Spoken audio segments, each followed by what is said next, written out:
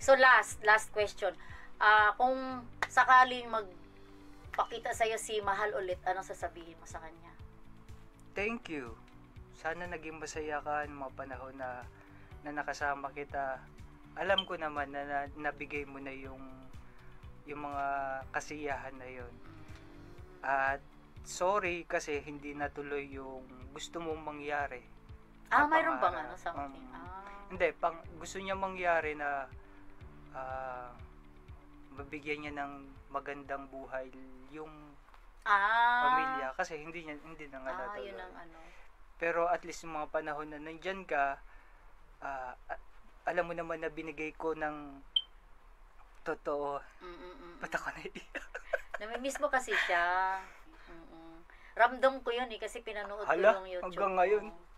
Di, sorry kasi naano ko lang naman na kung gaano mo kamahal si Mahal. Siyempre, lahat na nangyari sa buhay mo, part kasi si Mahal sa buhay mo rin. Oo. Yun ang hindi ko may pagkakaila sa mga tao na kung hindi dahil din sa kanya, wala ako dito. Pareho lang naman kayo, friend. Yun yung sinasabi ko din sa mga tao. Huwag natin sabihin na gamitan kasi nasanay ang mga tao na nang gamit.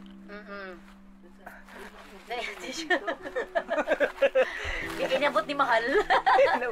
Hi, Mahal. Siguro na every time siguro lahat ng achievement mo, friend. Hindi, ako mapagmahal kasi ako kahit kanino sa mga kaibigan. Kahit kaibigan, iniiyakan ko kahit sa kapwa. Kaya minsan yung mga nakakausap ko ng mga natutulungan ko, na-adapt ko yung sarili ko. Na-adapt ko yung sitwasyon nila. Kaya sabi ko nga palagi, hindi mo maiintindihan ng isang tao kung hindi mo ilalagay sa sarili mo sa kanila. So yun, salamat. Salamat. Ang sinasabi ko nga palagi sa mga tao, huwag nating gawing biro o magbitaw ng mga masasakit na salita kasi hindi natin alam ano yung mga nangyari o yung treatment na ginawa namin. Kumbaga parang sabihin na natin na nagtulungan, hindi nagamitan kasi ang pangit sabihin, ang pangit sa pandinig. Tsaka kilala mo naman din. Nakasama naman din natin yun. Wala kayo sa sapatos ni Migs na kung ano yung totoong nangyari at yung totoong nararamdaman mo. Kasi hindi ka nila kilala unang-una. Then wala naman sila dun behind the scene. Nakita lang nila na nagkulitan lang kayo sa content. Pero hindi nila alam kung gaano ka kamabuting tao, gaano ka mapagmahal. Kaya nga, sabi ko, tayo na lang Kasi mayroon na akong caregiver din. Pag tumanda ang lola mo, may caregiver na ako. Ginawa mo lang caregiver. Hindi talaga ako iyon.